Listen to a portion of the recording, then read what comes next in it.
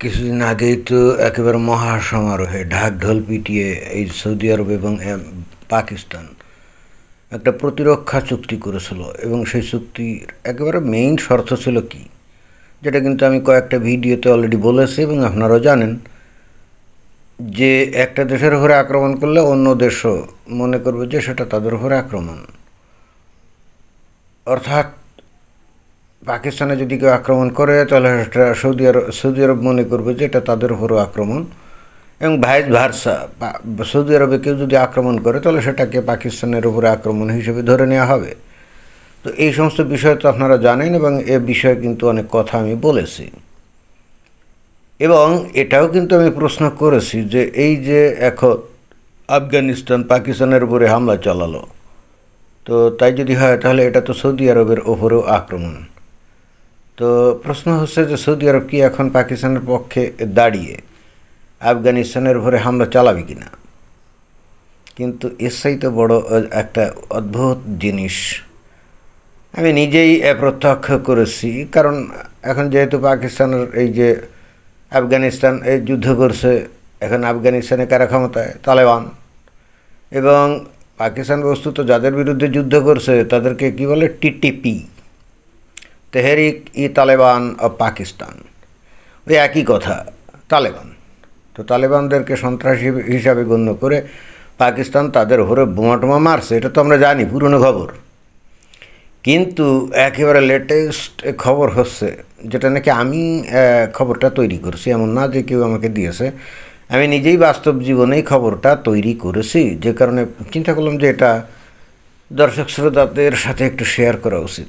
সেটা হচ্ছে এই, আমি উদ্দেশ্যমূলকভাবে, অবশ্যই উদ্দেশ্যমূলকভাবে আমার পরিচিত কিন্তু কিছু মুমিন মুসলমানদেরকে আমি জিজ্ঞেস করছিলাম যে দেখেন, এই যে পাকিস্তান আর আফগানিস্তান যে যুদ্ধ শুরু করলো, এখন আপনি কার দলে, মানে কাকে সাপোর্ট দিবেন, পাকিস্তানকে নাকি আফগানিস্তানকে? আমি নিজেই কিন্তু জিজ্ঞেস করছিলাম আমার পরিচিত মহলের কিছু মানুষদেরকে। অদ্ভুত ব্যাপার কি জানেন, এদের কেউই কিন্তু কোনো পরিষ্কার উত্তর দেয় নাই, এবং আদৌ উত্তর দেয় নাই। অনেকে বলছে, এইসব বিষয় নিয়ে আমি মাথা টাথা ঘামাই না, বলে টলে আরে বাদ দেন এই সমস্ত, ওরা কি করে না করে করুক গে যায়, আমরা আমাদের কাজ, আমাদের দৈনন্দিন জীবন নিয়ে ব্যস্ত থাকি। অর্থাৎ অন্য কথায় উত্তর দেওয়া থেকে নিজেদেরকে নিবৃত্ত রাখছে, এবং একটা লোক পাই নাই যে পরিষ্কারভাবে কোনো উত্তর দিয়েছে। একটা পর্যায়ে দু একজন বলার চেষ্টা করছে এইটা হলো আমেরিকার ষড়যন্ত্র, আমেরিকা এখন আফগানিস্তানের বাগরাম বিমান ঘাঁটি চায়, এই জন্যে পাকিস্তানকে দিয়ে আক্রমণ করিয়ে এই তালেবানদেরকে দুর্বল করতে চায়, এবং একটা পর্যায়ে আমেরিকা যাতে আবার বাগরাম ঘাঁটি পায় এই চেষ্টাই বস্তুত পাকিস্তান করছে। তা আমি তাকে পাল্টা জিজ্ঞেস করলাম, আমেরিকার নাইলে বাগরাম বিমান ঘাঁটি তাদের দরকার, তারা হয়তো পাওয়ার চেষ্টা করছে অলরেডি, ডোনাল্ড ট্রাম্প তো বলছেও, কিন্তু তালেবানরা বলছে যে না, আমরা এই সমস্ত ঘাঁটি মাটি আর দেবো না। কিন্তু সেটা ভিন্ন বিষয়। এখন কথা হচ্ছে, মানে আমি জিজ্ঞেস করলাম যে পাকিস্তানরে এখন আমেরিকা বলল যে যাও তোমরা তালেবানের উপরে আক্রমণ করো, কারণ আমাদের বাগরাম বিমান ঘাঁটি দরকার, তো তালেবানরা আক্রমণ করে ওদেরকে দুর্বল করো, যাতে করে আমরা অতি সহজেই বাগরাম বিমান ঘাঁটিটা পেতে পারি। আর পাকিস্তানের সৈন্যরা এবং বিমান সাথে সাথেই গিয়ে হামলা চালালো, তাও কাদের ওপরে? ইহুদি, নাসরা, কাফির, মুনাফিক, মুশরিক, এরকম যদি হতো মেনে নেওয়া যেত। কিন্তু পৃথিবীতে এখন সবচাইতে বেশি খাঁটি সহি মুসলমান হলো এই যে তালেবান। তো তাদের উপরে কীভাবে এই পাকিস্তানরে বললো আমেরিকা, আর এই পাকিস্তান চিন্তা ভাবনা না করে সাথে সাথে যে আক্রমণ কীভাবে করলো, আর উত্তর দিতে পারে না। মানে এটা আমি বাস্তব জীবনের কথা বলছি। আমি বললাম যে আমেরিকার যে স্বার্থই থাক না কেন, it doesn't matter, the matter is, America বলল আর পাকিস্তানের মুমিন মুসলমানরা গিয়ে অন্য মুমিন মুসলমান যাদেরকে বর্তমান দুনিয়া সবচাইতে খাঁটি মুসলমান হিসেবে ধরা হয় তাদের উপরে কীভাবে আক্রমণ করলো? এটা ইসলামের কোন বিধানের মধ্যে এটা আছে, অথবা কোন বিধান দ্বারা এটাকে সিদ্ধ করা যায়? কোনো উত্তর দিতে পারে নাই। অর্থাৎ মুমিন মুসলমানরা কিন্তু কমপ্লিটলি নীরব ছিল, কথা ঘোরানোর চেষ্টা করছে। অনেকে তো কমপ্লিটলি ডাইরেক্টলি বললো যে না ধুর, এই সমস্ত রাজনৈতিক বিষয় নিয়ে মাথা ঘামায় না। কিন্তু বিষয়টা কি তাই নাকি? সবাই মাথা ঘামায়, সবাই জানে বস্তুত পাকিস্তান আর এই তালেবানের মধ্যে সংঘর্ষ, এটা মুসলমানরা বুঝতেই পারছে না, এবং আসলে এরা একেবারেই বুঝতে অক্ষম, উপলব্ধি করতে অক্ষম যেখানে আসলে ঘটছে কি, এবং যে কারণে তারা কিন্তু কোনো পক্ষ নিতে দনমন করছে, এবং আদৌ তারা পক্ষ নিতে পারছে না। তারা আসলে বস্তুত দুই পক্ষেই, কারণ তারা তো পাকিস্তানকেও খাঁটি মুসলমান মনে করে আর আফগানিস্তানের তালেবানদেরকেও খাঁটি মুসলমান মনে করে, কিন্তু মুসলমান তারা মনে করে ঠিকই আছে, কিন্তু পাকিস্তান কি তালেবানকে খাঁটি মুসলমান মনে করে কিনা, বা তালেবানরা কি পাকিস্তানকে খাঁটি মুসলমান মনে করে কিনা? অবশ্যই করে না। যদি করতো তাহলে তো পরস্পরের সাথে যুদ্ধ করতো না, তাই না? মুসলমান ভাই ভাই, তো তারা কিভাবে যুদ্ধ করে? এটা তো ইসলামের কোনো বিধানে তো চলবেই না, এবং এটারে নিজেরাও জানে যে এইরকম ভাইয়ের সাথে ভাইয়ের যদি যুদ্ধ করা হয় তাহলে দুইটাই কিন্তু জাহান্নামের আগুনে পুড়বে, বা ৭২ হুর কিন্তু কপালে জুটবে না। এখন এই প্রশ্ন যেহেতু মানুষের কাছে করছি, যেটা আপনাদের কাছে অলরেডি ফলাফল শেয়ার করলাম, এবং এখন আমি যে ২-৪টা কথা বলতে চাই সেটা হলো এই, দেখেন যে আপনি যদি পাকিস্তানের পার্সপেক্টিভে যদি চিন্তা করেন, অর্থাৎ একজন পাকিস্তানি হন এবং পাকিস্তানে বসবাস করেন, তাহলে আপনি যেভাবে চিন্তা করবেন এবং একইভাবে আফগানিস্তানে বসবাস যদি আপনি করেন এবং আফগানিস্তানে থাকেন ফিজিক্যালি, তাহলে যেভাবে আপনি চিন্তাভাবনা করবেন, মনে করেন যে ইউরোপ, আমেরিকা, কানাডা, আমেরিকা, এমনকি বাংলাদেশে বসবাসরত একজন মুসলমান কিন্তু বিষয়টাকে সেভাবে দেখবে না। কারণ মনে করেন যে কানাডা অথবা আমেরিকা অথবা ধরেন বাংলাদেশ বা ইউরোপের কোনো দেশে বসে থাকা মুসলমানটা সে তো নিরাপদ অবস্থানে বসে আছে, তাই না? সে কিন্তু নিরাপদ অবস্থানে বসে আছে, তার উপরে কেউ বোমাও মারে না, তার উপরে কেউ গুলি বন্দুকও মারে না, অর্থাৎ সে কিন্তু অত্যন্ত নিরাপদ অবস্থানে বসে আল্লাহ বিল্লাহ করে, সুবহান আল্লাহ বলে, খাঁটি ইসলাম পালনের স্বপ্ন দেখে। এটাই তো এই ধরনের একটা প্রেক্ষাপটে একজন ব্যক্তি এই পাকিস্তান এবং আফগানিস্তানকে কিভাবে ভাববে? কারণ এর কাছে তো দুইজনই খাঁটি মুসলমান। চিন্তা করে দেখছেন যে মানে কী বিপদে পড়ে গেছে সাইকোলজিক্যালি এবং এথিক্যালি, এবং সেখান থেকে তারা কোনো ডিসিশনেই আসতে পারছে না যে তারা আসলে কার পক্ষ অবলম্বন করবে। বস্তুত তারা দুই পক্ষই অবলম্বন করতে চায়, কিন্তু সেটাও তো সম্ভব না, কন্ট্রোভার্সিয়াল হলো না।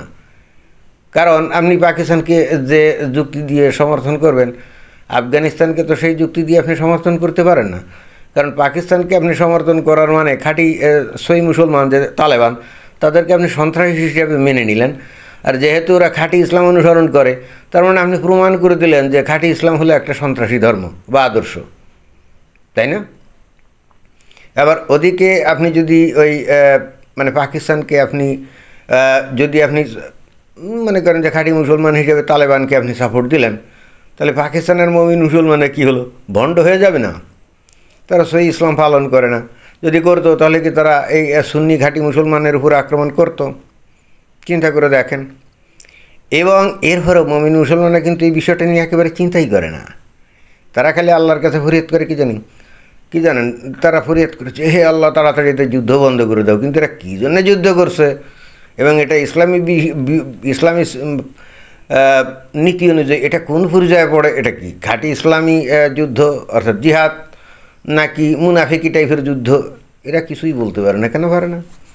কারণ এদের চিন্তাভাবনা তো বদ্ধ, প্যারালাইজড হয়ে গেছে। এরা তো ব্রেন এবং লজিক দুইটার কোনোটাই ইউজ করে না। আমি এই কেন এরা পরস্পরের সাথে যুদ্ধ করছে, ইসলাম অনুযায়ী কে খাঁটি বা কে বেখাঁটি, আমার এত বিষয় না।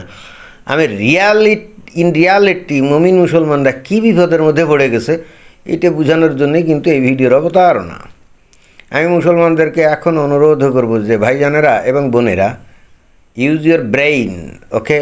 আল্লাহ or the creator has given you a huge quantity of a brain, which is the best brain among all the animal beings, and Almighty God has given this strong brain obviously for a purpose, right? And what the purpose is the purpose is to use this brain so that you can have the right guidelines in your life. এখন আপনি সেই ব্রেইনকে ব্যবহার করলেন না। এখন যদি আপনি তর্কের খাতিরে, অর্থাৎ আমি যদি তর্কের খাতিরে ধরে নেই যে আল্লাহ আপনাদেরকে সৃষ্টি করছে, অতএব আল্লাহই আপনাদেরকে এই স্ট্রং ব্রেন দিয়েছে, তাই না?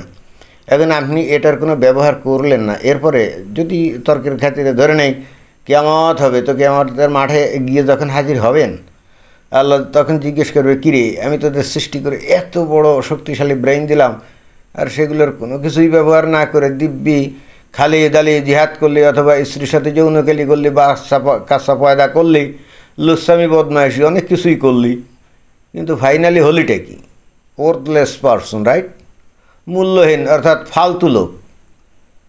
তো সৃষ্টিকর্তা হিউম্যান বিংকে সৃষ্টি করছে as the most intelligent animal being হিসাবে, রাইট? তো তাই যদি হয়, তো সে ব্রেনের ব্যবহার যদি না করলো, তাহলে কিভাবে এই মমিন মুসলমানরা যারা নাকি আদৌ ব্রেনের চর্চা করে না, তাহলে কিভাবে তারা নিজেদেরকে দাবি করবে যে তারা মানুষ? ইন্টারেস্টিং ব্যাপার হচ্ছে, ইসলামে কিন্তু এদের প্রথম পরিচয় মানুষও না, মুমিন। আল্লাহ বলছে আমি আমার ইবাদত করার জন্য আমি মানুষ এবং জিনকে সৃষ্টি করেছি। That means their first identity is Muslim, not a human being. And obviously I noticed that the Muslim people are trying their best to prove themselves not a human beings, rather some kind of animal beings. And what should we think of that animal beings? Are they superior to human beings or inferior to human beings? তাদের এত বড় মাথায় ঘিলু টিলু দিয়ে তাদেরকে প্রেরণ করলো, তারা ঘিলুর ব্যবহার করলো না, এবং এখন তাহলে কি তাদেরকে সুপিরিয়র কোনো হিউম্যান বিইং অথবা ইনফেরিয়র কোনো অ্যানিম্যাল বিইং হিসাবে ধরা হবে কি না? এটা হলো প্রশ্ন। তবে মানুষ হিসেবে যে তাদেরকে ধরা যাবে না, এটা কিন্তু অবিসম্বাদিতভাবে সত্য, কারণ কুরআনই তো সেটাই বলছে, তাই না? ধন্যবাদ।